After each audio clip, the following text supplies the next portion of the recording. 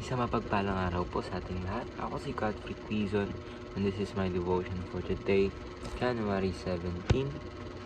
So, ating topic po natin ngayon ay pinili ko ang Diyos o pinili ako ng Diyos. So, ang topic po natin for today is Arminianism. So, meron po tayong dalawang characters po dito o dalawang tao. Unang-una po si John Calvin and si Jacobus Arminius. So, sila po ay parang because answer po parang po dito. Sila po yung may ginawa po silang si John Calvin naman po. May ginawa po siyang 5 points of Calvinism and si Jacobus Arminius ay Arminianism. Ibig sabihin ito yung parang naging data nila or sa tingin nila na ginagawa about dun sa pagpili kay ating Panginoong Jesucristo, ating Panginoong Diyos. So, sabi daw po ni John Calvin, yung sa 5 points of Calvinism, which is tulip, T-U-L-I-P, para madaling tandaan. Yung una, T, total depravity. Sa Arminianism naman po ay free will. Ibig sabihin daw po yung total depravity is yung ating Panginoon po ang pumili sa atin ay kumbaga hindi na po tayo makakapili kung pipili ba tayo ng ating Panginoon kasi siya na po yung pumili talaga sa atin. Sa Arminianism naman po free will, yung pagniniwala or paniniwala sa ating Panginoon is free will daw. Sabihin tayo na bahala mag-decide kung maniniwala tayo o hindi. Sa total depravity is hindi. Talagang ang Diyos na po ang pumili sa atin.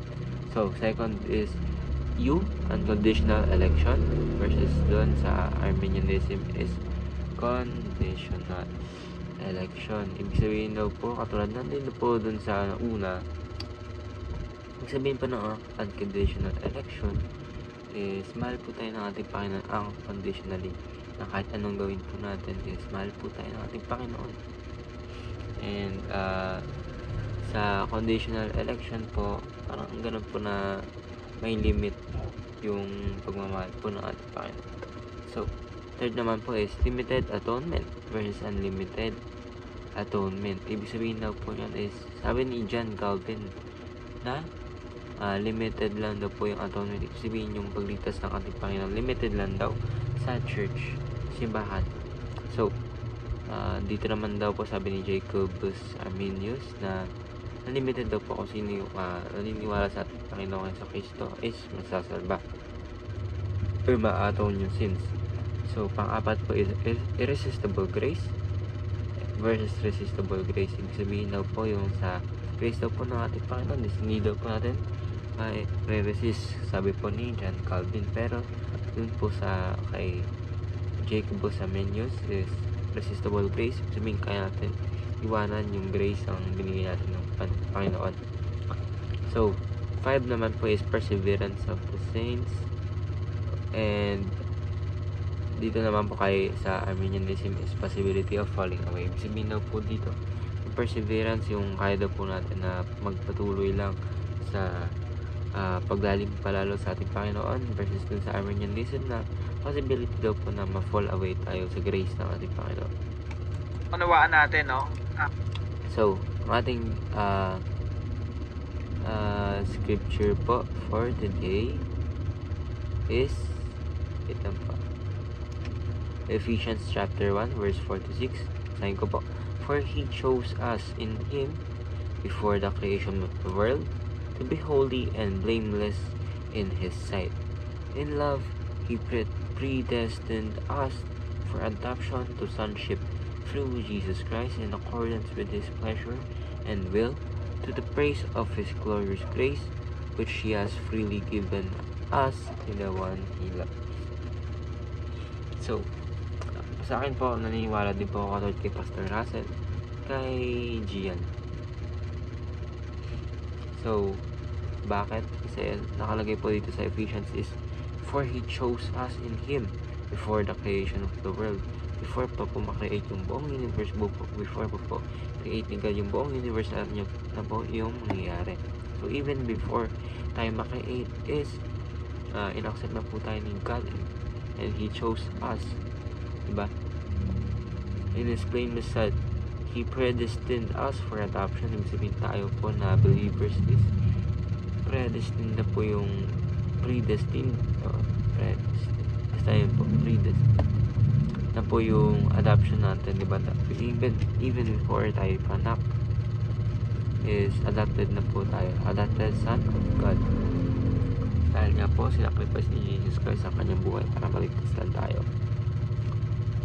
So, first teaching po natin is we are responsible while God is sovereign. Of course, tayo po responsible sa mga actions natin, pero ang ating God po ay kontrolado pa rin ng lahat.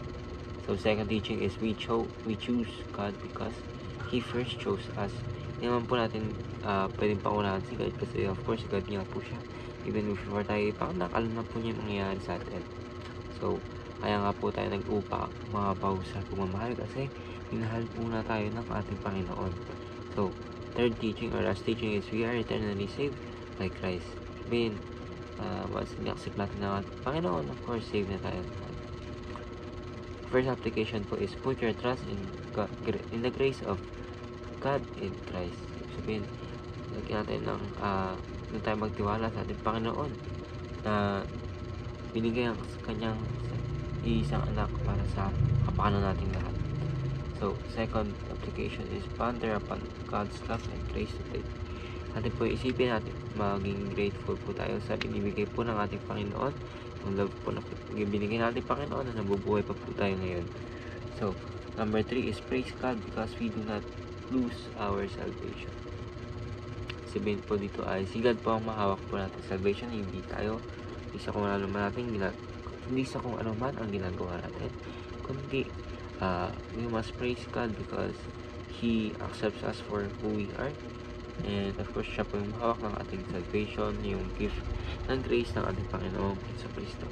So, ayun na po, maraming salamat. Ako po si Calfric Quezon and I hope na marami kayong natutunan sa ating devotion for today, January 17. Ayun lang po, maraming salamat.